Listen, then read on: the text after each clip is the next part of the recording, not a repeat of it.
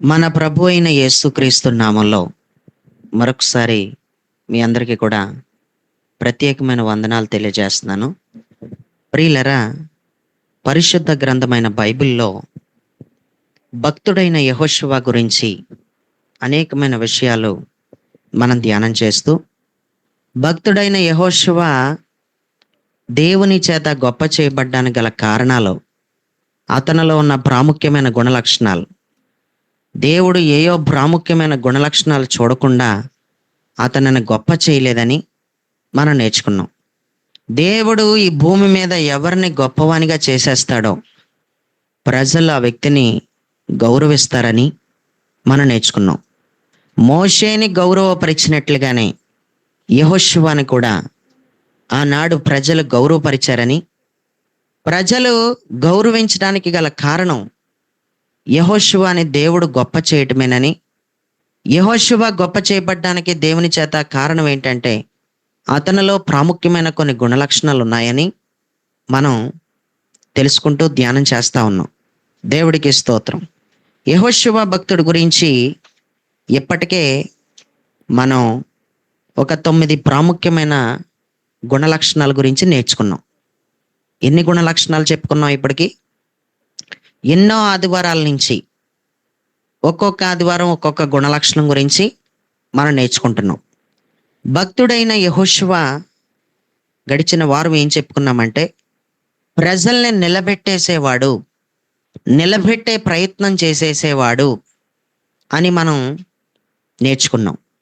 దేవుని తత్వం అంతా కూడా, దేవుడు మనసంతా కూడా, దేవుని యొక్క స్వభావం అంతా కూడా పడగొట్టేది కాదు, పడిపోయిన వాడిని నిలబెట్టేది. దేవుని యొక్క స్వభావం అంతా కూడా బాగున్న దానిని పాడు చేసేది కాదు, పాడైపోయిన దానిని బాగు చేసేది. ప్రియులరా, దేవుడు ఎలాంటి స్వభావం కలిగినోడో యెహోషువకి కూడా అదే వచ్చేసింది. అందుకే దేవుడిలాగే పని చేస్తున్నాడు. దేవుడు ఎలాగైతే నిలబెట్టేసాడో అలాగే నిలబెట్టేసే ప్రయత్నమే చేస్తున్నాడు. మనకి పడగొట్టడం తెలుసు, మనకి పాడు చేయడం తెలుసు, దేవుడికి బాగు చేయడం తెలుసు. పాడైపోయిన దాన్ని బాగు చేయడం దేవుడికి తెలుసు. మనకి చంపడం వచ్చు, బ్రతికించడం మనకు రాదు. కానీ దేవుడు బ్రతికించగలడు. చచ్చిపోయిన దానిని దేవుడు ఏం చేయగలడు? బ్రతికించగలడు. ప్రియులరా, దేవుడు యొక్క మనస్తత్వమే ప్రతి ఒక్క వ్యక్తిని నిలబెట్టాలని. పేతురు గారు మునిగిపోతా ఉంటే, భలే మునిగిపోతున్నావు, బాగా మునిగిపోతున్నావు, గిలగిల కొట్టేసుకుంటున్నావు, బాగా కొట్టుకుంటున్నావు అని అనుకోలేదు. వెంటనే అని రాస్తుంది. వెంటనే చేయి పట్టుకుని లేపేసాడు అంతే. దేవుడికి స్తోత్రం. ఎలక ప్రాణం పోతుంటే పిల్లికి సెలగాటాలంట. ఎలక ప్రాణం పోతుంటే పిల్లి సెలగాటాలు ఆడేస్తూ ఉంటుంది. దాని ప్రాణం పోతుంది, అది బాధపడుతుంది. దాన్ని ఎక్కడ మింగెద్దురా అని పిల్లి సెలగాటాలు ఆడేస్తుంది. దేవుడికి స్తోత్రం. ఈ మాట ఎందుకు చెప్పానో తెలుసా? ఎవడ ప్రాణమో పోతుంటే కళ్ళతో సూత్తూ సెలగాటాలు ఆడతాం, చేయి పట్టుకుని లేపడం తెలియదు నీకు. కానీ దేవుడు అలా కాదు.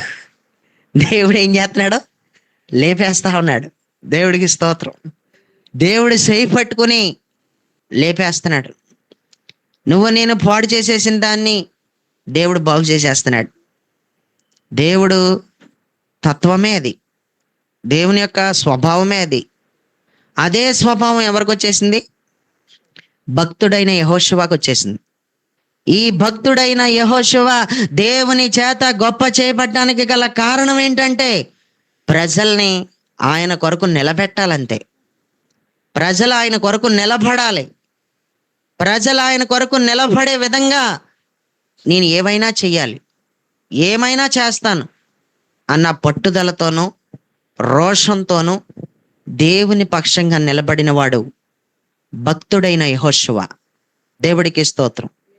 అది 9వ గుణలక్షణం. అది నిలబెట్టేవాడు యెహోషువ అంటూ చెప్పుకున్న గుణలక్షణం ఎన్నోది? అది 9వ గుణలక్షణం.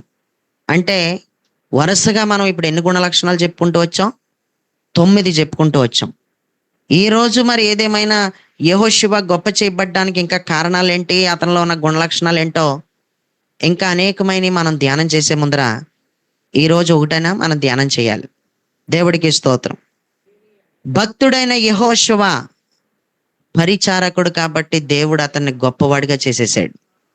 ఈరోజు 10వ పాయింట్ ఏంటంటే, భక్తుడైన యెహోషువ గురించి మనం నేర్చుకోవాల్సిన విషయం ఏంటంటే, భక్తుడైన యెహోషువ పరిచారకుడు. ఆమేన్. ఆయన ఎవరంట? పరిచారకుడు. గూగుల్ మీట్లో ఎవరైనా వాక్యం తీసి చదవచ్చు. నిర్గమకాండ గ్రంథం 24వ అధ్యాయం 13వ వచనాన్ని కనుక చదివితే అక్కడ ఇలా రాసి ఉంటుంది.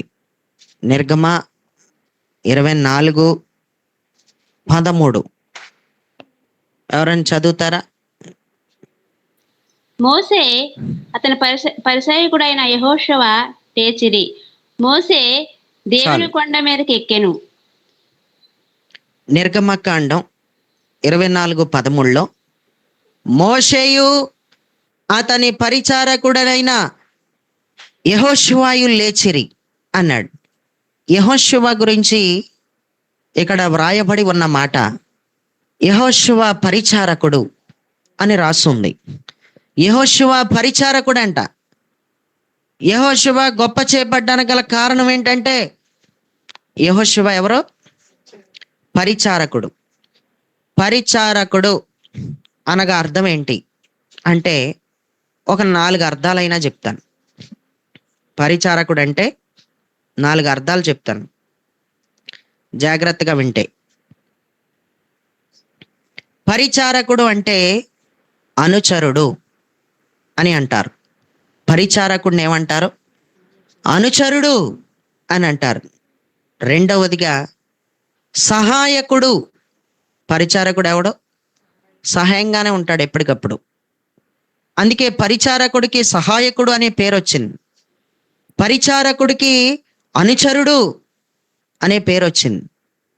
మూడవదిగా పరిచారకుడికి వచ్చిన పేరు ఏంటంటే, ఇతరులకు సేవ చేసేవాడు అనే పేరు వచ్చింది. పరిచారకుడు ఎవడో? ఇతరులకు సేవ చేసేవాడు పరిచారకుడు. నాలుగవది, పరిచారకుడు దాసుడు అవుతాడు. పరిచారకుడు ఎవరు? దాసుడు. అనుచరుడు, సహాయకుడు, ఇతరులకు సేవ చేసేవాడు, దాసుడు. పరిచారకుడు అనే మాటకి ఈ 4 అర్థాలు ఖచ్చితంగా ఉంటాయి. ఈ 4 అర్థాలు చాలా ప్రాముఖ్యమైనవి. భక్తుడైన యెహోషువని దేవుడు ఊరకనే గొప్ప చేయలేదు. అతని స్థితిగతులను దేవుడు ఊరకనే మార్చేయలేదు. ఎవరి స్థితిగతులనైనా సరే దేవుడు ఊరకనే మార్చాడు. ఏదో చూసే మార్చేస్తాడు. ఏదో ఖచ్చితంగా చూస్తేనే దీవిస్తాడు. ఏది చూడకుండా దేవుడు హెచ్చించడం. ఏదో ఒకటి దేవుడికి నీలో మంచిది కనపడాలి. దేవుడికి నీలో ఏదో ఒకటి మంచిది కనపడితేనే కానీ కిందున్న నీ స్థితిని తీసుకుని వెళ్ళి పైన పెట్టడం. కిందున్న నీ స్థితిని దేవుడు పైన పెట్టాలంటే, అంటే నిన్ను అంత గొప్ప చెయ్యాలంటే ఖచ్చితంగా నీలో దేవుడు ఏదో ఒకటి చూడాలి. యెహోషువ గురించి అతను పరిచారకుడు అని రాసి ఉందంటే, అతను ఎంత గొప్ప పరిచారకుడు అయి ఉంటే అతను పరిచారకుడు అని రాయబడి ఉంది అనేది కొంచెం ఆలోచింపజేసే మాట ఇది. అతను ఎంత దాసుడిగా ఉన్నాడో చూడండి. మోషే కింద దాసుడిగా ఉన్నాడు. మోషేకి సేవ చేసేవాడిగా ఉన్నాడు. మోషేకి సహకారుడుగా ఉన్నాడు. సహాయం చేసేవాడిగా ఉన్నాడు. మోషే కింద అతను ఒక అనుచరుడుగా ఉన్నాడు. యెహోషువని ఎవరో మాట్లాడుకుంటున్నా ఏమని మాట్లాడుకుంటారంటే, ఈ యెహోషువ ఎవరో అని ఎవరో ఒకరు మాట్లాడుకుంటుంటే ఇంకొక వ్యక్తి ఎవరో వచ్చి మోషే అనుచరుడండి, ఆయన మోషే అనుచరుడండి అని చెప్పుకుని ఉంటారు. ఈయన ఎవరండి? యెహోషువ ఎవరు? యెహోషువ అనే పేరు 100 సార్లు ఎత్తుతున్నారు ఎవరైనా అని ఎవరైనా అంటే, ఈ యెహోషువ ఎవరో కాదండి, మోషే అనుచరుడు. యెహోషువ ఎవరో కాదండి, మోషేకి సహాయకుడు. యెహోషువ ఎవరో కాదు, సేవ చేసేవాడండి బాబు. సేవ చేస్తాడు ఈయన. ఈ యెహోషువ ఎవరో కాదండి, మోషేకి దాసుడు అని పలు విధాలుగా యెహోషువ గురించి మాట్లాడుకుని ఉండొచ్చు. దేవుడికి స్తోత్రం. అసలు బైబిల్ ప్రకారం ఇతరులకు సేవ చేసేవాళ్ళు అసలు ఎవరు చెయ్యాలి? బైబిల్ ఏం చెప్తుంది? ఎవరు దాసులై ఉండాలి? ఎవరు దాసులుగా బ్రతకాలి? ఎవరు సేవ చేయాలి? ఎవరు పరిచారకులుగా ఉండాలి? ఎవరు సహకారులుగా ఉండాలి? ఎవరు ఒకళ్ళ కింద అనుచరులుగా పడి ఉండాలి? బైబిల్ చెప్పే సత్యం ఏంటి? బైబిల్ ఏం చెప్తుంది? పరిచారకుడు అనే మాట మీద బైబిల్ చెప్తున్న సత్యం ఏంటి అంటే, మనం పరిశుద్ధ గ్రంథంలో గనక చదివితే మత్తయి సువార్త 20వ అధ్యాయం 27వ వచనం 28వ వచనాన్ని చదువుకుంటే ఎంతో స్పష్టంగా ఒక మంచి మాట వ్రాయబడి ఉంది. మత్తయి సువార్త 20వ అధ్యాయం 27వ వచనం 28వ వచనం చదవాలమ్మా. ఎవరైనా చదవండి, అంతమంది ఉన్నారు, చదవండి. మీలో ఎవడైనను ముఖ్యుడై ఉండగోరునో వాడు నీ దాసుడై ఉండవలెను. అలాగునే మనిషి కుమారుడు పరిచయం చేయించుకొనుటకు రాలేదు గాని పరిచయం చేయుటకే అనేకులకు ప్రతిగా విమోచన క్రయధనముగా తన ప్రాణం ఇచ్చుటకు వచ్చినని చెప్పాను. పరిచయం అనుందా, పరిచారం అనుందా? పరిచారం అయ్యగారు. ఆ, స్తోత్రం. చదువుకున్నటువంటి వాక్య భాగంలో ప్రియులరా, స్వయంగా మన ప్రభు అయిన యేసు ఎవరికి దాసులై ఉండాలో, ఎవరు దాసులై ఉండాలో అనేది చెప్పేశాడు. ఎవరికి దాసులై ఉండాలో, ఎవరు దాసులై ఉండాలో అసలు అనేది చెప్పాడు. ఎవరు దాసులై ఉండాలి? మనకు ఎవరు దాసులై ఉండాలి? నీ స్థితి ఒక లెవెల్లో ఉందనుకోండి, అసలు ఎవడు దాసుడై ఉండాలి నీ కింద? ఎవడో ఒకడు ఉండాలని కోరుకుంటాం. కానీ యేసయ్య ఏం చెప్పాడంటే, బైబిల్ చెప్తున్న సత్యం ఏంటంటే, మీలో అలాగ ఉండకూడదంటూ మొదలుపెట్టి, మీలో ఎవడు గొప్పవాడై ఉండగోరునో వాడు మీ పరిచారకుడై ఉండాలి. మీలో ఎవడు గొప్పవాడై ఉండగోరునో వాడు మీ పరిచారకుడై ఉండాలి. నువ్వు గొప్పదానివైతే నువ్వు పరిచారకురాలుగానే పనిచేయాలంట. గొప్పవాడు ఎవడని చేస్తాడు? లొంగుతాడండి వీడు? గొప్పవాడు అసలు మాట వింటాడా? గొప్పవాడిగా మారిపోతే, కాస్త డబ్బులు సంపాదించినోడు అయిపోతే, కాస్త ఆస్తిపరుడు అయిపోతే ఎవడన్నాడు పరిచర్య చేస్తాడా? ఎవడన్నా సేవ చేస్తాడా? వాడు ఒకడి కింద ఉంటాడా? ఒకడి కింద ఉంటాక ఇష్టపడతాడా? అసలు నా కింద 10 మంది ఉండాలి అని కోరుకుంటాడు. కానీ ఇక్కడ యేసయ్య చెప్తున్న సత్యం ఏంటంటే, పరిచారకుడు అనేవాడు ఎలాగుండాలంటే, గొప్పవాడైన ఎడల వాడు ఆడే పరిచారకుడై ఉండాలి. దేవుడికి స్తోత్రం. గొప్పవాడు ఎప్పుడు కూడా ఏం చేయాలంట? సేవే చెయ్యాలి. గొప్పవాడు ఎప్పుడు కూడా ఏం చేయాలంట? దాసుడుగానే పడి ఉండాలి. నేను దాసుడిగా పడుండను, నా కింద అనేక మంది దాసులు పడుంటారు, నేనెందుకు దాసుడిగా పడుంటాను అని అంటే బైబిల్కి విరుద్ధం అది. మనలో ప్రతి ఒక్కరం కూడా కొంచెం లెవెల్ పెరిగితే చాలు, మన కింద ఒకళ్ళు పని చేయాలి. మన లెవెల్ కొంచెం పెరిగితే చాలు, మన బ్యాగ్ ఒకడు మొయ్యాలి అండి. ప్రతిదీ మొయ్యాలి. ఇంకా దేవుడికి స్తోత్రం. అడుగు తీసి అడుగు కూడా ఆడే పెట్టించాలి. అదే కదలవు ఇంక నువ్వు. దేవుడి స్తోత్రం. స్నానం కూడా చేతులు కాళ్ళు అన్నీ బాగానే ఉన్నాయి.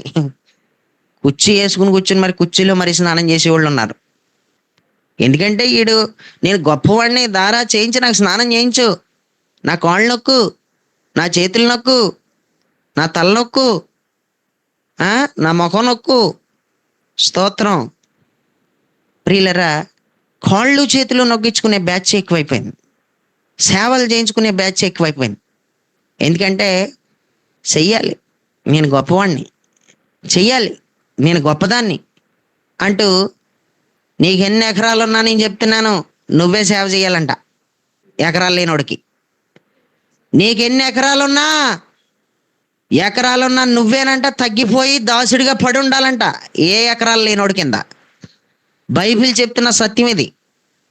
నువ్వెంత గొప్పవాడివైనా, నువ్వెంత గొప్పదానివైనా, యేసయ్య నిన్ను సరి చేసుకుంటూ వచ్చేది ఆ విషయంలోనే. నిన్ను నడిచేది అక్కడే. ఓ విరవీగిపోతుంటారు. 4 ఎకరాలు ఉంటే చాలు, 4 జతల బట్టలు ఉంటే చాలు, స్తోత్రం, 4 గదులు ఉంటే చాలు, పట్టుకోలేము ఇంకా. ప్రియులరా, యేసయ్య చెప్తున్న సత్యం ఇదే. మీలో ఎవడు గొప్పవాడిగా ఉంటున్నాడో వాడు పరిచారకుడు అయిపోవాలి. ఎందుకంటే నాకంటే గొప్పవాళ్ళ మీరు? మనిషి కుమారుడు పరిచారము చేయటానికే వచ్చాడు, కానీ పరిచారము చేయించుకొనుటకు రాలేదు. నేను ఎంత గొప్పవాడినైనా, నేను ఎంత గొప్పవాడినో అయినా నేను పరిచారం చేయడానికే వచ్చాను అని యేసయ్య అంత తోడే పరిచారకుడిగా మారిపోయాడు. యేసయ్య ఎలా మారిపోయాడు? పరిచారకుడిగా. యేసయ్యే మారిపోయినప్పుడు ఏముందని ఏముందని పరిచర్య చేయించుకుంటున్నావు? ఏముందని సేవ చేయించుకుంటున్నావు? ఏముందని బ్యాగ్ మోయించుకుంటున్నావు? ఏముందని స్నానం చేయించుకుంటున్నావు? కదలొచ్చు కదా. స్తోత్రం, హల్లెలూయా. ఈరోజు ప్రియులరా, గొప్పవాళ్ళు ఎప్పుడు కూడానండి గుమ్మం గదిలి బయటికి వెళ్ళరు. సిగ్గేళ్ళకి అవమానం కింద భావించుకుంటారు. కనీసం ఉప్పు లేకపోతే కూడా మనిషిని పెట్టి ఉప్పు తెప్పించుకుంటారు. కిరాణా లేకపోతే కూడా కిరాణా తెచ్చుకుంటా కూడా వీళ్ళకి అవమానం. అది అవమానంగా ఎంచుకుంటారు. గొప్పవాళ్ళు కదా మరి వీళ్ళు. గొప్పవాళ్ళు వీళ్ళు. దేవుడికి స్తోత్రం. ఎంతో తగ్గిపోవాలంటున్నాడు. ఎవడైతే గొప్పవాడిగా ఉన్నాడో వాడు అణిగిపోవాలంతే. ఎవడైతే గొప్పవాడిగా ఉన్నాడో వాడు దాసుడిగా ఉండాలంతే. మీకు సహాయకుడిగానే ఉండాలంతే. మీరు చెప్పినట్టు చెయ్యాలంతే. ఎవడైనా సరే, ఎన్ని ఆస్తులున్నా, ఎన్ని బిల్డింగులున్నా, ఎన్ని ఎకరాలున్నా, ఆ బిల్డింగులు ఉన్నవాడు, ఆస్తులు ఉన్నవాడు, ఎకరాలు ఉన్నవాడు ఎవడైనానంట ఎకరాలు లేనివాడు మాటకు లోబడి ఉండాలట. ఎకరాలు, స్థలాలు, బిల్డింగులు లేనివాడు లేవమంటే లేవాలంటాడు ఈ గొప్పవాడు. ఈ గొప్పవాడైన వాడే. గొప్పవాడు కానివాడు మాట్లాడుతున్న మాటకి లోబడి ఉండాలంట. అంత పరిచారకుడు అయిపోవాలంట, అంత దాసుడు అయిపోవాలంట. ఇలాగ అయిపోతే కుదురుంచుతాడా దేవుడు? నిన్న లేపాడు పైకి. దేవుడు స్తోత్రం. నిన్ను హెచ్చించేస్తుంటాడు దేవుడు. అంత పైకి నేను తీసుకెళ్ళిపోతుంటాడు. దేవుడికి స్తోత్రం. ఈ మాటలు వింటున్నటువంటి ప్రియులరా, యెహోషువ దేవుని చేత గొప్ప చేయబడ్డానికి గల కారణం ఏంటంటే అతను పరిచారకుడై ఉన్నాడు. అతను ఎవరంట? పరిచారకుడు. మోషే కింద దాసుడిగా పడున్నాడు. మోషే ఏది చెప్తుంటే అది చేస్తున్నాడు. చాలా మందికి తెలీదు, పరిచర్య చేయడంలో ఉన్న దీవెన చాలా ఉన్నతంగా ఉంటుంది. పరిచర్య చేయడంలో ఉన్న ఆశీర్వాదం చాలా ఉన్నతంగా ఉంటుంది. దేవుడు ఒక వ్యక్తిని గొప్ప చేయడానికి ఏం చూడచి గొప్ప చేస్తాడంటే పరిచారము చేసినటువంటి వాడిని గొప్ప చేస్తాడు. ఎవడైతే దాసుడిగా ఒకడి కింద పడి ఎంత గొప్పవాడైనా సరే తను తాను కాదనుకుని యేసయ్య కోసం తగ్గిపోయినోడిని యేసయ్య ఎప్పుడు గొప్పవాడిగా చేసేస్తాడు. దేవుడికి స్తోత్రం. నువ్వెంత గొప్పవాడివైనా నువ్వు దాసుడు అయిపోవాలని చెప్పేశాడు అంతే. నువ్వు అలా దాసుడు అయిపోతే నువ్వు నిజంగా గొప్పదాని అయిపోతావు. నువ్వు నిజంగా గొప్పవాడు అయిపోతావు. ప్రియులరా, యేసు ఎంత గొప్పవాడై ఉన్నాడో బైబిల్ చెప్తుంది. ఎంత గొప్పవాడైన యేసు నేనే పరిచారకుడిగా మారిపోతున్నాను, మీరు మారరా అని అడుగుతున్నాడు. నేనే సేవ చేసేవాడిగా మారిపోతున్నాను, మీరు సేవ చేయరా అంటున్నాడు. ప్రజలకి సేవ చేయాలంటండి. ప్రజల కింద దాసులుగా ఉండాలటండి. మనం ఎంత గొప్పవరమైనా మనకి యేసయ్య నేర్పుతున్న పాఠమే అది. యేసయ్య ఎంత గొప్పవాడో బైబిల్ చెప్తుంది. యేసయ్య దేవుని కుమారుడై ఉన్నాడు. పరలోకం నుండి దిగినటువంటి వాడు, పరలోకమునే విడిచి వచ్చినటువంటి వాడు. దేవుడికి స్తోత్రం. ఇంత గొప్పవాడైన యేసు చెప్తున్న మాట, నేనే తగ్గిపోయాను, మీరు తగ్గరా? నేను పరిచారం చేయడానికి వచ్చాను, నేను పరిచారకుడిగా మారిపోతున్నాను, మీరు పరిచారకుడిగా మారిపోరా? అంటూ ఆయన తెలియజేశాడు. యేసయ్య ఎంత గొప్పవాడో 3 రెఫరెన్సులు చూపిస్తాను, 3-4 చూపిస్తాను. అవి మాత్రం తెరవద్దు కానీ రాసుకోండి, రాసుకున్న తర్వాత చదువుకోండి. నేనే చదివేస్తాను, ఎందుకంటే సమయం లేదు. దేవుడికి స్తోత్రం. యేసుక్రీస్తు ప్రభువారు ఎంత గొప్పవాడంటే బైబిల్ ఏం చెప్తుందంటే, అపోస్తులుడైన పౌలు కొలస్సీలకు రాసినటువంటి పత్రిక 1వ అధ్యాయం 15వ వచనంలో ఇలా రాస్తుంది. కొలస్సీలకు రాసినటువంటి పత్రిక 1వ అధ్యాయం 15వ వచనంలో రాస్తుంది, ఆయన సర్వ సృష్టికి ఆది సంభూతుడు అని రాస్తుంది. ఆయన సర్వ సృష్టికినంట ఆది సంభూతుడు. ఆది సంభూతుడు అంటే ఆయనే ప్రముఖుడు, ముఖ్యమైనోడంట. మరి ఎంత గొప్పవాళ్ళమా మనం? సర్వ సృష్టికి ఆది సంభూతులమా మనం? మరి పరిచారకురాలుగా ఎందుకు మారట్లేదు? మరి పరిచారకుడిగా ఎందుకు మారట్లేదు నువ్వు? ఇంకా దాసుడివై ఉండవా? ఇక ఒకళ్ళ కింద దాసుడిగా పడుండవా? నేను గొప్పవాడిని అని విరవీగిపోతానే ఉంటావా? తగ్గవా ఇంకా? యేసు ప్రభు అంతటోడు ఎంత గొప్పవాడో చూడండి. ఆయన సర్వ సృష్టికి ఆది సంభూతుడు. సర్వ సృష్టికే ఆయన ప్రముఖుడంట, మొదటివాడు ఆయన. అలాంటి యేసే పరిచారకుడిగా మారిపోయాడు. ఇంకా మనం చదివితే అదే కొలస్సీలకు రాసిన పత్రిక 1వ అధ్యాయం 18వ వచనాన్ని గనక చదివితే, అదే కొలస్సీలకు రాసిన పత్రిక 1వ అధ్యాయం 18వ వచనాన్ని గనక మనం చదివితే, ఆయనకు అన్నిటిలో ప్రాముఖ్యము కలుగు నిమిత్తం, నేను షార్ట్ కట్లో చదువుతున్నాను, చూసుకోండి తర్వాత. ఆయనకు అన్నిటిలో ప్రాముఖ్యము కలుగు నిమిత్తం ఆయన ఆది అయ్యుండి మృతులలో నుండి లేచుటలో ఆది సంభూతుడు అని రాశాడు. ఆయనకంట అన్నిటిలో ప్రాముఖ్యత ఉందంట. ఆయనకు అన్నిటిలో ప్రాముఖ్యం కలుగు నిమిత్తమేనంట ఆయన ఆది అయి ఉన్నాడంట. ఆది నుంచి నువ్వు ఉన్నావా? చెప్పాలి. ఆది నుంచి నువ్వు ఉన్నావా? మధ్యలో వచ్చావా? ఆది నుంచి ఉన్నావా నువ్వు? ఆది నుంచే కనుక్కుంటుంటే ఇంకా అసలు పట్టుకోలేకపోదు మనం. దేవుడి స్తోత్రం. ఆది నుండే కనుక్కుంటే ఇంక మామూలుగా ఉండదు. ఇంకా ప్రజల్ని బోర్లా వేసేస్తాం, ఇంకా మామూలుగా ఉండదు. ఇంకా దేవుడికి స్తోత్రం. యేసయ్య అంట ఆది నుండి ఉన్నాడంట. నేనే ఆదినై ఉన్నానంటున్నాడు ఆయన. దేవుడికి స్తోత్రం. ఆయన ఆది అయి ఉన్నాడు. ఆయన ఫస్ట్ నుంచి ఉన్నాడు. ఆయన మొదటి నుంచి ఉన్నాడు. ఆయన ఈ భూమికి పునాదులు వేయబడినప్పుడే ఉన్నాడు. ఆయన భూమి ఆకాశములు సృజించబడినప్పుడే ఉన్నాడు. ఆయన నువ్వు ఉన్నావా? అప్పుడు ఉన్నావా?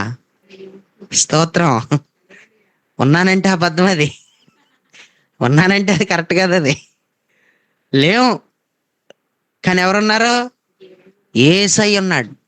ఎంతటి యేసుక్రీస్తు ప్రభు వారు ఇంత గొప్పవాడైనోడు, ఆది సంభూతుడైనోడు, ఆది నుండి ఉన్నవాడు. నేను పరిచారకుడిని అయిపోతున్నాను అన్నాడు. నేనేమైపోతున్నాను అన్నాడు? పరిచారకుడిని అయిపోతున్నాను అన్నాడు. 4 రూపాయలు ఉంటే పట్టుకోలేము నిన్ను. 4 రూపాయలు ఉంటే పట్టుకోలేము అసలు. దేవుడికి స్తోత్రం. వద్దు, ఎంత పైకి ఎదుగుతున్నా ఎదిగే కొలిది ఒదుగుండాలని చెప్తున్నారు. ఎదిగే కొలిది ఒదుగుండాలి. ఎవడుంటాడండి? ఎవడుండడు. స్తోత్రం. పరిస్థితులు మారిపోయిన తర్వాత నిజంగా ఇదివరకులాగా ఉంటారు మనుషులు. ఎందుకంటే రేంజ్ అంతా మారిపోయింది కదా, పరిస్థితి అంతా మారిపోయింది కదా. గంజేసుకుని తినే రోజులు పోనీ కదా, ఎవరినో కూరాడుకు తీసుకుని వచ్చి తినే రోజులు పోనీ కదా, నేనే నలుగురికి ఎడుతున్నాననే రోజులు వచ్చేసినాయి కదా. ఇంక అలాంటప్పుడు ఇంకెవడో లొంగడు, ఇంకా ఎవడో లోబడ్డ, ఇంకా నేను గొప్పవాడిని అయిపోయాను అంతే, చెలరైపోతాను అంతే. ఇంక నన్ను పట్టుకోకలేదు ఎవడం, చెలరైపోతుంటారు అంతే. దేవుడికి స్తోత్రం. ఎంత చెలరైపోతున్నావో తగ్గితే మంచిది. ఆది నుంచి ఉన్నవాడు కాదు నువ్వు. ఆది నుంచి ఉన్నవాడు కాదు నువ్వు. నువ్వు ఆది సంభూతురాలు కాదు నువ్వు. నువ్వు ఆది సంభూతుడు కాదు, నువ్వు యేసయ్య మాత్రమే ఆది నుంచి ఉన్నాడు ఆయన. దేవుడికి స్తోత్రం. ఎఫెసీయులకు రాసిన పత్రికలో కూడా చదివితే, మొదటి అధ్యాయం 22వ వచనాన్ని చదివితే, యేసుక్రీస్తు గురించి ఎన్ని మంచి మాటలు రాసున్నాయో, ఆయన ఎంత గొప్పవాడో అంటానికి ఈ మాటలు చెప్తున్నాను. ఇంత గొప్పవాడు, ఎంత తగ్గిపోయాడు. ఎఫెసీయులకు రాసిన పత్రిక మొదటి అధ్యాయం 22. సమస్తమును ఆయన పాదముల కింద ఉంచి సంఘానికి శిరస్సుగా ఆయనను నియమించాను. సమస్తము ఆయన పాదాల కింద ఉందంట. సమస్తం కూడా ఆయన పాదాల కింద ఉందంట. నీ పాదాల కింద ఏమన్నా ఉందా? ఏమీ లేదు అమ్మా. నీ పాదాల కింద ఏమీ లేదమ్మా. యేసయ్య పాదాల కింద అంతా ఉంది. దేవుడికి స్తోత్రం. యేసయ్య పాదాల కింద అంతా ఉంది. ఆయన ఎంత గొప్పవాడో చెప్పుకోవచ్చు. ఇంకా ఆయన పాదాల కింద అంతా ఉంది. ఆయన ఏదంటే అది, ఇంకా ఆయన మాట పలికితే అంతే జరిగిపోద్ది. ఆయన అన్నాడంటే దూతలు వచ్చేస్తాయి. అంత గొప్పవాడు ఆయన. అంత గొప్పవాడు చెప్తున్న సత్యం ఇది. నేను పరిచారకుడిని అయిపోయాను, నేను దాసుడిని అయిపోయాను. ఏమైపోయాడు ఆయన? దాసుడు అయిపోయాడు. ఆయన ఏమైపోయాడు? సేవ చేస్తున్నాడు ఆయన. ఆయన ఏమైపోయాడు? అనుచరుడు అయిపోయాడు. ఆయన ఏమైపోయాడంటే సహాయకుడు అయిపోయాడు. చూసారా ఎంత తగ్గిపోయాడు? నేను ఇంత గొప్పవాడిని అయి ఉండి నేనే ఇంత తగ్గిపోతే ఏముందని నువ్వు తగ్గట్లేదు అసలు? ఏముందని పరిచర్య చేయట్లేదు అసలు అని అడిగితే గట్టిగా సమాధానం ఏం చెప్తాను చెప్పండి. మనం ఇంకొక మాట మనం చదివితే, యోహాను సువార్త మొదటి అధ్యాయం 2వ వచనాన్ని కనుక చదివితే అక్కడ ఇలా రాస్తుంది, సమస్తమును ఆయన మూలముగా కలిగాను. సమస్తమును అంట ఆయన మూలంగానే కలిగినాయి. నీ మూలంగా ఏం కలగలేదు. నీ మూలంగా నా మూలంగా ఏమైనా కలిగినాయా? ఏదైనా నీ మూలంగా నా మూలంగా కలిగిందని చెప్పుకుంటాక ఏదన్నా ఉందా? ఏమీ లేదు. ఆయన మూలంగా కలిగిన దాన్ని అనుభవిస్తున్నావు. గాలి నీ మూలంగా కలిగిందా? రాత్రి అనేది నీ మూలంగా కలిగిందా? పగలు అనేది నీ మూలంగా కలిగిందా? వర్షం పడుతుందంటే నీ మూలంగా పడుతుందా? ఎండ కాస్తుంది అంటే నీ మూలంగా కాస్తుందా? చంద్రుడు వస్తున్నాడంటే నీ మూలంగా ఏమైనా వస్తున్నాడా? నీ మూలంగా నా మూలంగా ఏం కలగలేదు. బైబిల్ చెప్తుంది సమస్తమును మాత్రం యేసు మూలంగానే కలిగినాయి అంట. ఆయన అంత గొప్పవాడై ఉన్నాడు. ఎంత గొప్పవాడైన దేవుడే పరిచారకుడు అయిపోతున్నాడు. మీలో ఎవడైనా గొప్పవాడైతే వాడు దాసుడిగా ఉండాలి, పడి ఉండాలి అంతే. వాడు దాసుడిగా పడి ఉండాలి అని చెప్పేశాడు. ఆయన ఆ విధంగానే ఉన్నాడు కాబట్టే అలాగే ఉండమని చెప్తున్నాడు. దేవుడికి స్తోత్రం. యేసు ప్రభువును నిజంగా ఎక్కడ తను తాను హెచ్చించుకోలేదు. ఎక్కడ తను తాను నేను గొప్పవాడినని ఎక్కడ కూడా ఎంచుకోలేదు.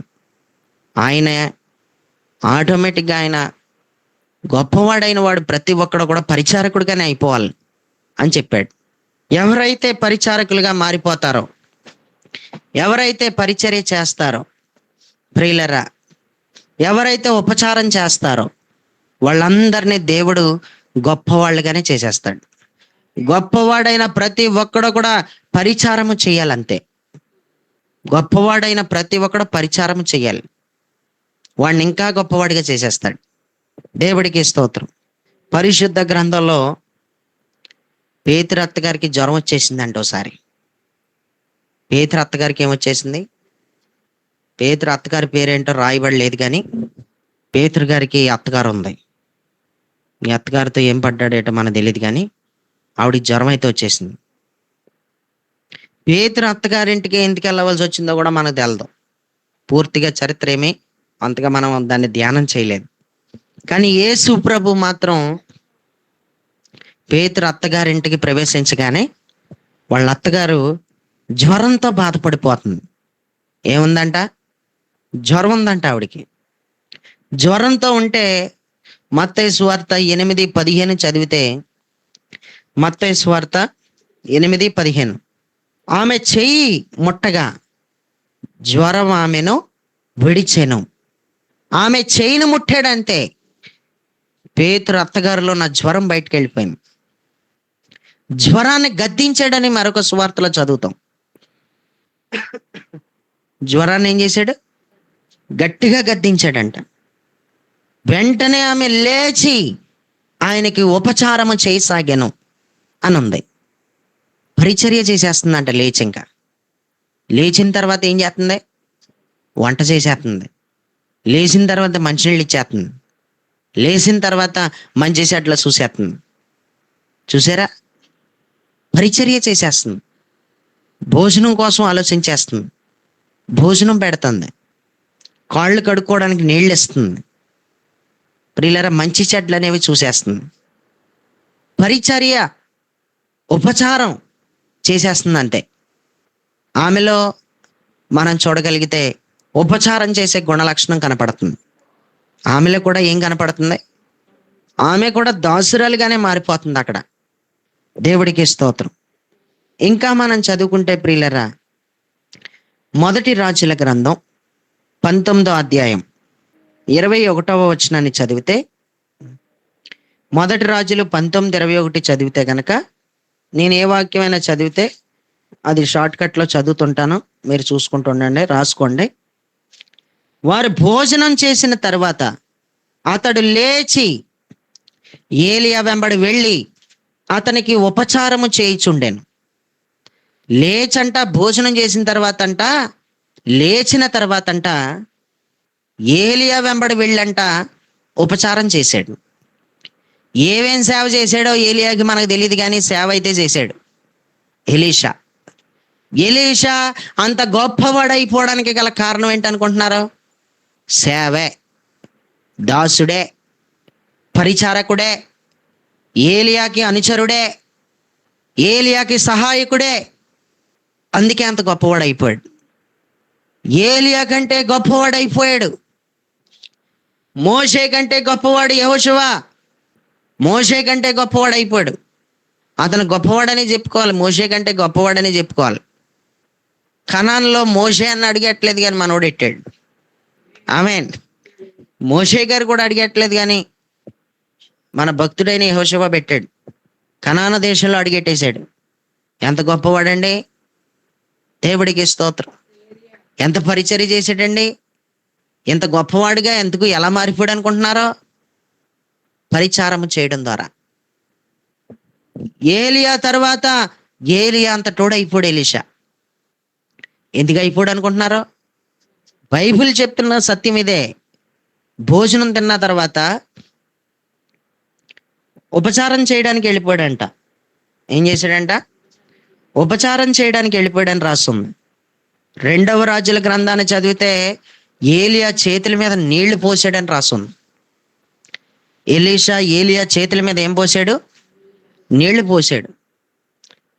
భోజనం తినేటప్పుడు ఆయన చేతులు కడుక్కునేటప్పుడు నీళ్లు పోసాడో, ఏ రకంగా నీళ్లు పోసాడో, ఏలియా చేతుల మీద అయితే ఎలీషా నీళ్లు పోసినట్టయితే రాయబడి ఉంది. ఆ మాట కూడా మనం చదువుకోవచ్చు కావాలంటే. 2వ రాజుల గ్రంథం 3వ అధ్యాయం 11వ వచనాన్ని గనక చదువుకుంటే, 2వ రాజులు 3:11 చదివితే, ఏలియా చేతుల మీద నీళ్లు పోసిన షాపాతు కుమారుడైన ఎలీషా, షాపాతు కుమారుడైన ఎలీషా అని రాస్తుంది. ప్రియులారా, చూసారా? ఏలియాకి ఉపచారం చేయడానికి వెళ్ళిపోయాడు ఎలీషా. నీళ్లు పోసినట్టు ఒక సందర్భంలో మనకు కనిపించింది. ఇంకేం సేవ చేసి ఉంటాడో, ఏలియాకి ఇంకేం సేవ చేసి ఉంటాడో చూడండి. ఏండి, ఎలీషా ఎంత గొప్పవాడో! ఎకరాలు ఉన్నవాడే అన్నీ వదిలేసి వచ్చేసాడు. పొలం ఉన్నవాడే వచ్చేసాడు. 12 జతల ఎడ్లు కలిగినోడే వదిలేసి వచ్చాడు. గేద్దోడ ఉంటే పట్టుకోలేం మనల్ని. గేద్దోడ ఉంటే పట్టుకోలేం అసలు. పాలిచ్చే గేదె ఉంటే అసలు పట్టుకోలేం. స్తోత్రం. 12 ఎద్దులు తనకు ఉన్నాయి, దుక్కటెద్దులు. పొలం ఉంది. అన్నీ విడిచిపెట్టి ఏమీ లేనివాడిగా మారిపోయాడు, దాసుడిగా మారిపోయాడు. ఎవరు? ఎలీషా. ఎలీషా అలా మారిపోయిన తర్వాత దేవుడు ఎలీషాని హెచ్చించడం మొదలెట్టాడు. ఎలీషా ద్వారా అద్భుతాలు జరిగిపోతున్నాయి. ఎందుకు జరుగుతున్నాయి అంటే అతను ఉపచారం చేసేస్తున్నాడు ఆయన. ఏలియా చేతుల మీద నీళ్లు పోసేస్తున్నాడు ఆయన. దేవుడికి స్తోత్రం. పరిశుద్ధ గ్రంథంలో ఎక్కడ ఎవరు ఉపచారం చేసినా వాళ్ళ లైఫ్లో దేవుడు ఎన్నో అద్భుతాలు చేసేసాడు. వాళ్ళ జీవితం అంతా కూడా తారుమారు చేసి పడేసాడు. వాళ్ళని హెచ్చించి పడేసాడు దేవుడు. దేవుడికి స్తోత్రం. దేవుడు పైకెత్తేసాడు అంతే. నువ్వు ఎవరికైనా సరే దేవుడికే చేస్తున్నాను అనుకుని దాసురాలు వైపు అంతే.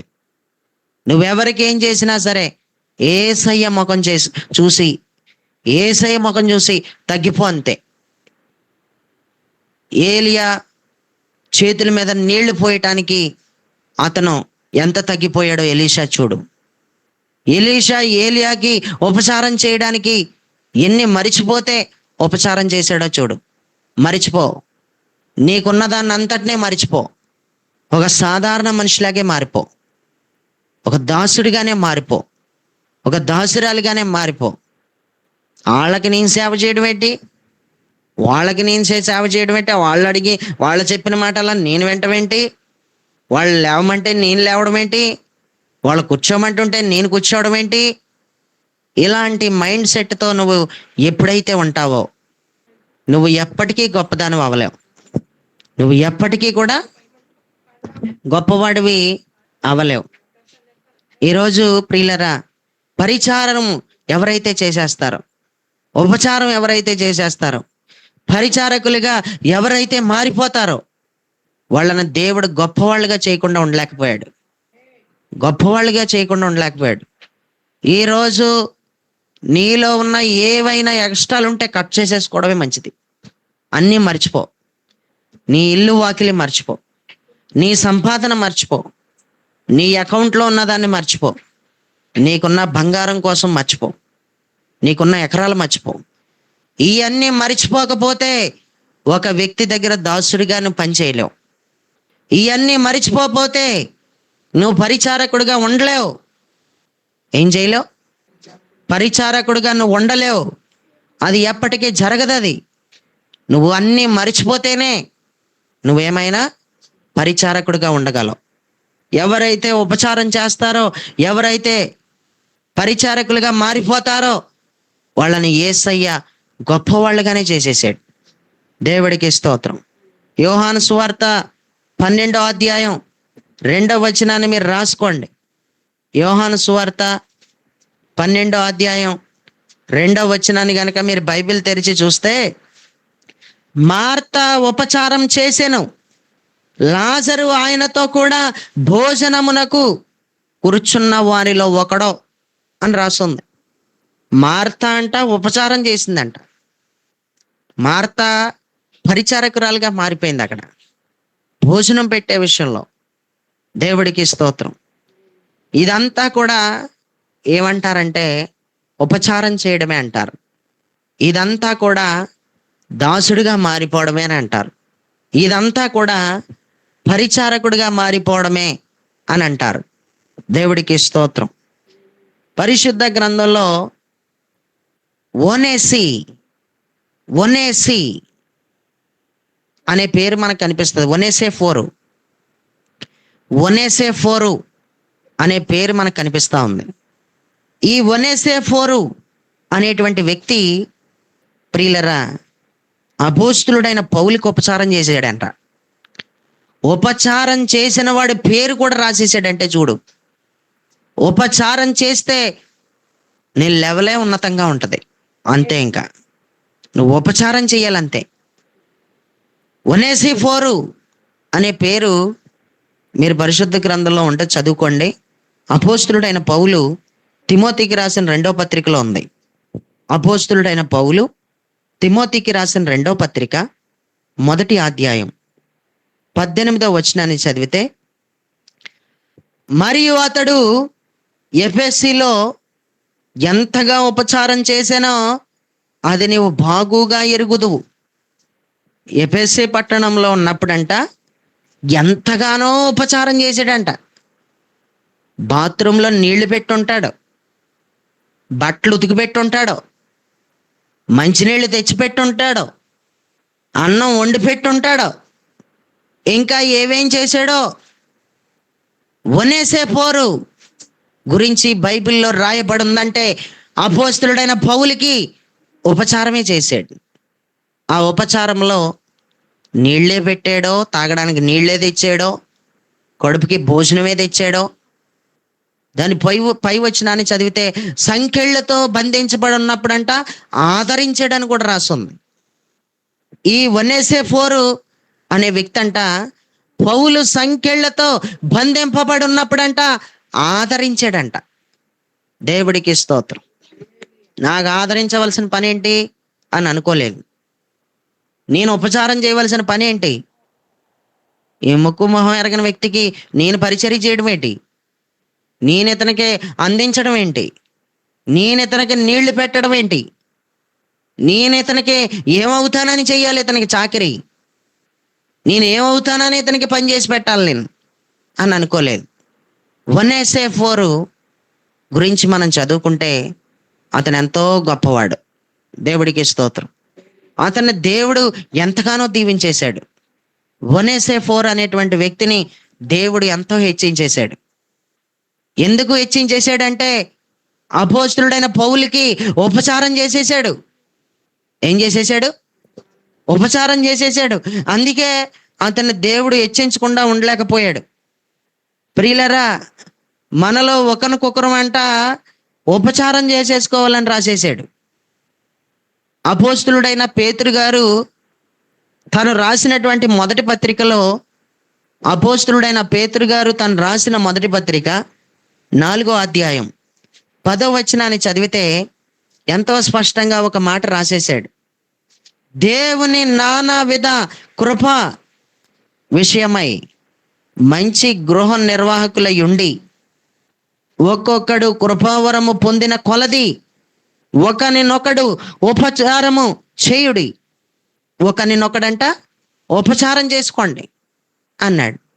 ఒకరికొకరం చేసుకోవడమేనండి. మనం ఎంత గొప్ప వాళ్ళమైనా ఒకరికొకరం చేసుకునేటంత తగ్గిపోవాలి. ఒకరికొకరం పరిచారకులం అయిపోవాలంటున్నాడు.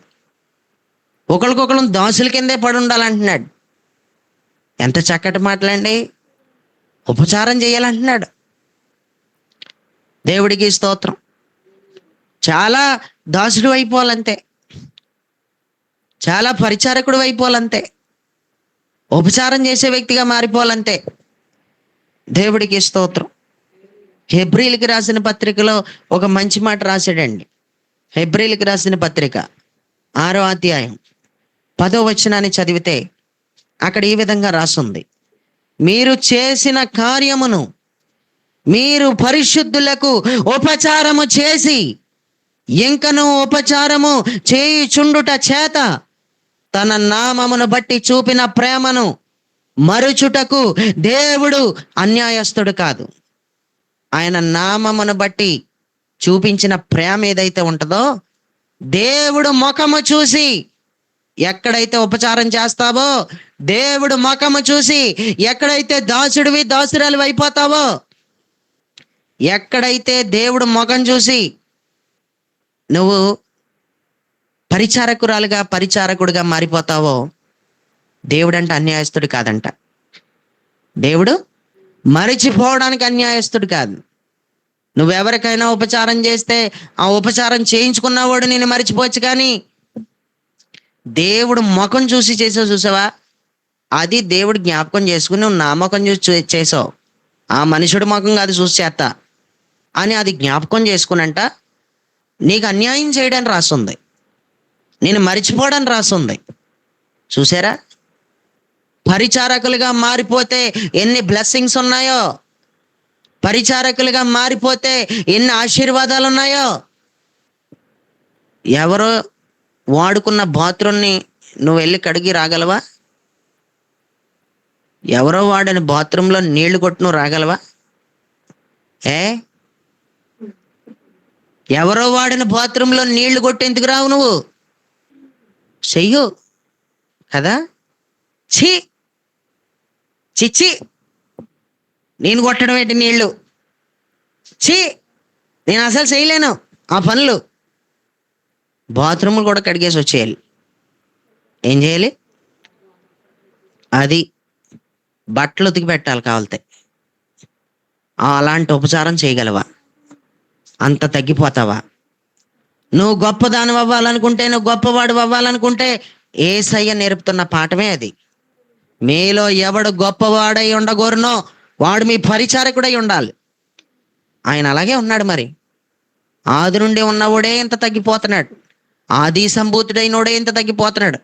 ఆయన పాదాల కింద సమస్తం పెట్టుకున్నవాడే ఇంత తగ్గిపోతున్నాడు. నీ కింద నా కింద ఏమీ లేదు. మళ్ళీని స్తోత్రం.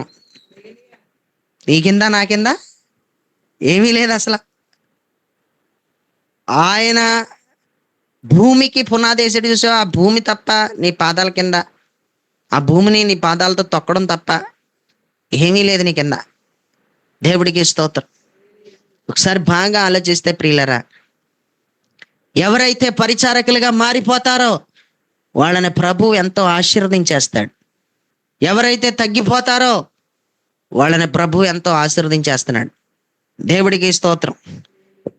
ఏలి అనే పేరు చదువుతాం. ఈ ఏలిని పట్టుకుని ఏలియా అంటారు కొంతమంది. ఏలియా వేరు, ఏలి వేరు. ఏలియా ప్రవక్త, ఏలి యాజకుడు. ఏలి అనే వ్యక్తికి కళ్ళు కనపడలేదు. కళ్ళు కనపడతలేదు, మంద దృష్టి వచ్చేసింది. బాలుడైన సమూయేలు ఎదిగే కొలది నేను అనుకుంటున్నాను ఈ కళ్ళు కనపడలేని ఏలీకి బాత్రూంలో నీళ్లు పెట్టొచ్చుంటాడు, బట్టలు ఉతికి పెట్టి ఉంటాడు, బాత్రూమ్ కడుగుంటాడు, రూమ్ క్లీన్ చేసి ఉంటాడు, మంచాల మీద పక్కలేసి ఉంటాడు, కూరగాయలు తెచ్చుంటాడు, వంట కూడా చేసి పెట్టిన రోజులు ఉంటాయి. నాకు తెలిసి ముసలి వయసు వచ్చేసింది కాబట్టి, పెద్ద వయసు వచ్చేసింది కాబట్టి కాళ్ళు కూడా నొక్కుంటాడు. ఎవరి కాళ్ళు? ఏలి, యాజకుడైన ఏలి కాళ్ళు నొక్కుంటాడు. బాలుడైన సమూయేలు, సమూయేలు ఎంత గొప్పవాడైపోవడానికి కారణం, సమూయేలు ప్రవక్తగా మారిపోవడానికి కారణం, సమూయేలు యాజకుడిగా కూడా మారిపోయాడు.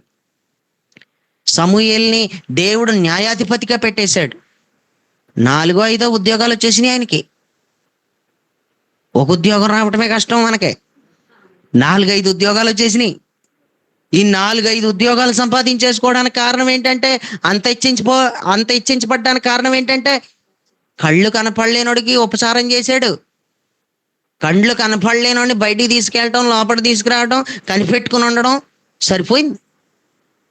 ఏమైపోయింది? మన గూగుల్ మీట్లో స్వప్న ఉంది, తణుకులో ఉండేది, మరి ఎందుకో హైదరాబాద్ వెళ్ళిపోయింది. దేవుడి స్తోత్రం.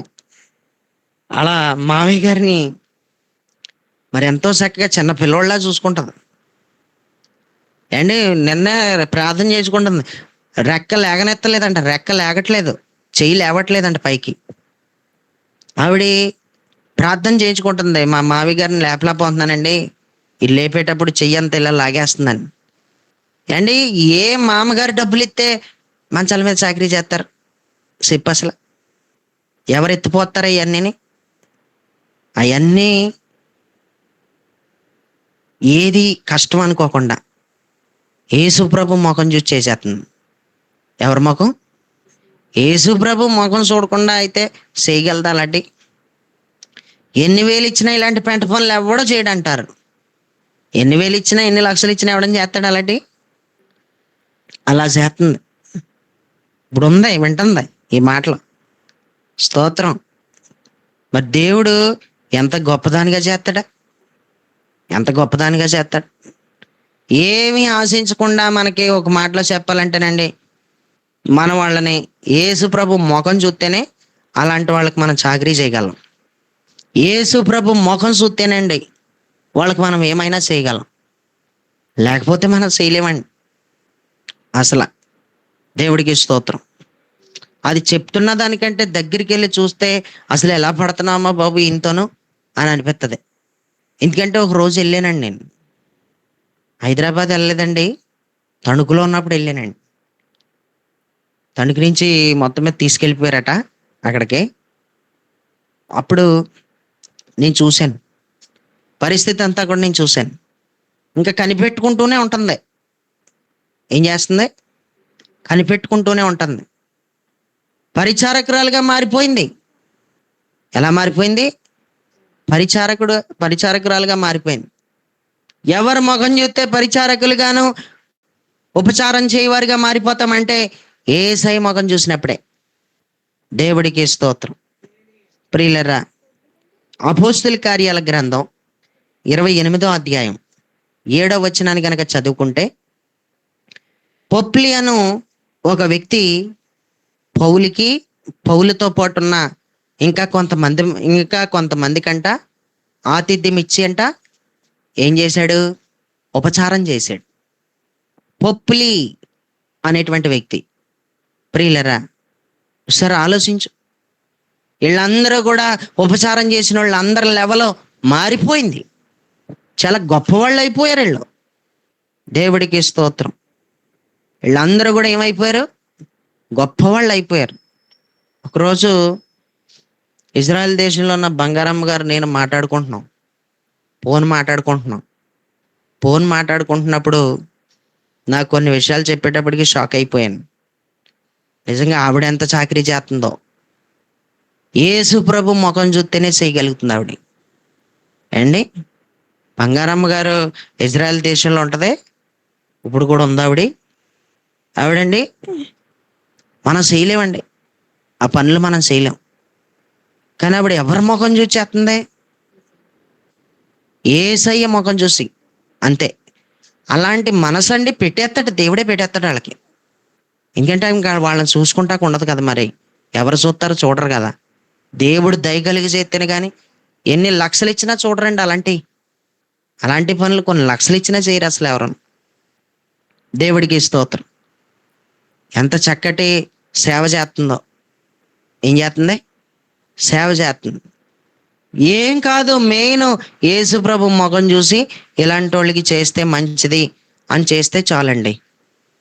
దానికి ప్రతిఫలితం దేవుడు తప్పకుండా మనకి ఇచ్చేస్తాడు. దేవుడికి స్తోత్రం. ప్రియులరా, ఇంకా మనం బైబిల్ గ్రంథంలో చూస్తే, ఒక పరిచారకుడు తను ఎవరికైతే ఉపచారం చేస్తున్నాడో ఆ యజమాని మాటను తప్పకుండా వింటాడనమాట. దాసుడు కదా మరి. ఒక వ్యక్తి ఎవరికైతే ఉపచారం చేస్తున్నాడో ఆ ఉపచారం చేస్తున్నప్పుడు ఆ యజమానుడి మాట ఖచ్చితంగా వింటాడు. మనకి యెహోషువ గురించి మనం చదివితే గనక యెహోషువ గురించి ఇలా రాసుంది. నిర్గమకాండం 17:10 చదివితే, చివరి మాట ఇది, ముగిస్తున్నాను ఇంకా. నిర్గమకాండం 17:10 చదివితే బైబిల్లో ఇలా రాసుంది. యెహోషువ మోషే తనతో చెప్పినట్లు చేసి అని ఉంది. చెప్పినట్టు చేసేవాళ్ళు ఎవరు అనుకుంటున్నారు? చెప్పినట్టు చేసేవాళ్ళు ఎవరా తెలుసా? పరిచారకులు అయితేనే చేస్తారు. మోషేకి పరిచారకుడు కాబట్టి మోషే చెప్పినట్టు చేస్తున్నాడు. దేవుడికి స్తోత్రం. మోషే చెప్పినట్టే చేస్తున్నాడు. ఈరోజు ఇన్ని మాటలు విన్న మనం యెహోషువలో ఉన్న గుణలక్షణం ఏంటో తెలుసా? ఉపచారం చేసే గుణలక్షణం. యెహోషువలో ఉన్న గుణలక్షణం ఏంటో తెలుసా? పరిచారకుడు. యెహోషువ పరిచారకుడు. అతను పరిచారకుడు అయినందున దేవుడు ఆయనను ఆశీర్వదించాడు. దేవుడు ఆయనను గొప్పవానిగా చేసేసాడు అని మనం చదువుకుంటున్నాం. దేవుడికి స్తోత్రం. ఇప్పటికీ మనం యెహోషువ గురించి 10 ప్రాముఖ్యమైన గుణలక్షణాలు నేర్చుకున్నాం. వచ్చే వారం మరొక గుణలక్షణంతో యెహోషువ గురించి వచ్చే ఆదివారం కలుసుకుందాం. దేవుడి మాటలు దీవించి ఆశీర్వదించి ఫలభరితంగా మార్చునుగాక. ఆమేన్. ఈ సమయంలో గూగుల్ మీట్లో ఉన్న వాళ్ళు ఎవరైనా క్లుప్తంగా విన్న వర్తమానాన్ని బట్టి చిన్న ప్రార్థన చేయవలసిందిగా మనవి చేస్తున్నాం.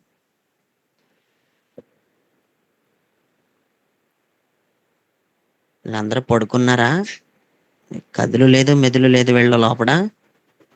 ప్రార్థన చేయమంటుంటే సునీల్ రాజు అన్ని పడుకోలేదని చప్పట్లు కొట్టేస్తున్నాడు.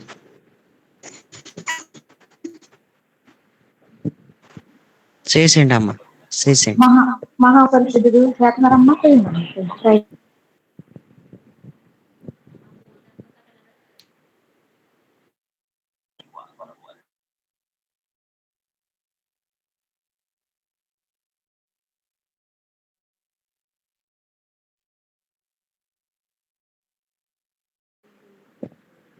ఎవరు చేయట్లేదు, నేనే చేసేస్తాను మరి.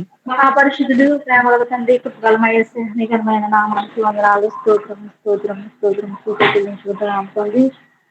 ఇదిగో ప్రభావ గడిచిన ఆదివారం ఇచ్చిన ప్రభావ ఇదిగో తండ్రి ఈ ఆదివారం వరకు తండ్రి నాయన నీ సజీవులు గట్టి కింద మమ్మల్ని అందరినీ కాచి కాపాడి భద్రపరిచి ఇదిగో తండ్రి ఈ పునరుద్ధరణ రోజున తండ్రి నా ప్రభావ ఇదిగో తండ్రి ఈ యొక్క ఆరాధన ప్రారంభం మొదలుకొని నా ప్రభావ ఇదిగో తండ్రి ఎంతవరకు నన్ను సజీవులు గట్టి కింద నా ప్రభావ మా మధ్యన అధ్యక్షులుగా నిలబడుతున్నంతగానో నా ప్రభు నడిపించిన విధానం బట్టి నీకు వందనాలు స్తోత్రాలు చెల్లించుకుంటున్నాను తండ్రి నాయన. మరి చెప్పబడిన వాక్యం బట్టి నా ప్రభావ ఎదుగుతుంది ఏ హర్షో నా ప్రభావ ఏ రీతిగా మరి నాయన మరి ఉన్నారు తండ్రి అటువంటి లక్షణాలు మాలో ప్రభావ ప్రార్థించమని అడుగుతున్నాను తండ్రి నా ప్రభావ ఇదిగా నేను ఎరిగిన వారిని తండ్రి నా ప్రభావ నేను నమ్ముకుని ఉన్నవారి ప్రభావ ఎదుగుతుంది ఆత్మ సాహసం నేను బలపరుచుకుంటూ ఏ హోషో నా తండ్రి ఎన్ని అద్భుత కార్యంలో వారి పట్ల మీరు చేసి ఉన్నారో అటువంటి కృప అటువంటి ధన్యతను మాకు దయచేయమని అడుగుతున్నాను తండ్రి. ఈ యొక్క మరి నాయన 10 మాటలు చెప్పి ఉన్నారు ప్రభావ. ఈ యొక్క 10 మాటలు తండ్రి నా ప్రభు మా హృదయంలో కలిగించిన తండ్రి నీ స్తోత్రాలయాన్ని పొందాలి తండ్రి. మీరు అభిషేకం బట్టి ప్రార్థిస్తున్నాయి తండ్రి నాయన తండ్రి అభిషేకం జ్ఞాపకం చేసుకోండి. రాకపోకలు తోడుని తండ్రి పరిశుద్ధ విషయంలో ఎక్కువ బహుగా జ్ఞానంగా వాడుకోమని అడుగుతున్నాను తండ్రి నాయన. ఏ చెప్పలేను నేను ఎందుకు పనికిరానంటే వారు మమ్మల్ని తండ్రి ఈ యొక్క గోపం ద్వారా వాడుకునే విధానాన్ని బట్టి నీ పొందాలు మాకుగా ప్రభావ ఒక బాధకుడిగా నిలబెట్టుకున్న విధానాన్ని బట్టి నీ పొందాలు స్తోత్రాలయ్యా. ఏమి చిన్నదని కూర్చోలేని ప్రభావ ఎంతో ఓర్పుతో సహనంతో తండ్రి ఆ బిడ్డ నా తండ్రి అనేకమైన వర్తమానాలు మాకు అందిస్తున్నారు తండ్రి. ఈ రోజు వర్తమానం నా ప్రభావ ఇది చెప్పబడిన వాక్యాన్ని గ్రహించుకున్న వారిగా మేము నిలబడాలి తండ్రి. అటు యెహోషువ నా ప్రభావ యెహోషువ గుణములో తండ్రి ఏ అయితే లక్షణాలు ఉన్నాయో తండ్రి అటువంటి లక్షణాలన్నీ నా ప్రభావ మాకు దయచేయమని అడుగుతున్నాను. అటువంటి జ్ఞానమంతులు మాకు దయచేయమని అడుగుతున్నాను ప్రభావ. ఇదిగో తండ్రి ఈ రోజు నా ప్రభావ ప్రయాణం అయి వెళుచున్నారు ప్రభావ దయ సేవకులు తండ్రి నాయన ఇదిగో విశ్వాసులు తండ్రి మేరీ మౌనమ్మ ఇంటికి వెళుచుండగా తండ్రి వారి ప్రయాణం అంతా తోడుగా ఉండమని అడుగుతున్నాను. శ్యామేశ్వర ప్రయాణం దయచేయండి నాయన నీకు వందనాలు. అనేకమైన ఆత్మలు రక్షించబడటం తండ్రి చెప్పబడిన వాక్యంలో తండ్రి మేరీ మౌనమ్మ ఇంటికి వెళుతుంది అనేకమైన ఆత్మలు రక్షించబడాలి నాయన నా ప్రభావ ఈ అభిషేకం నిలబడి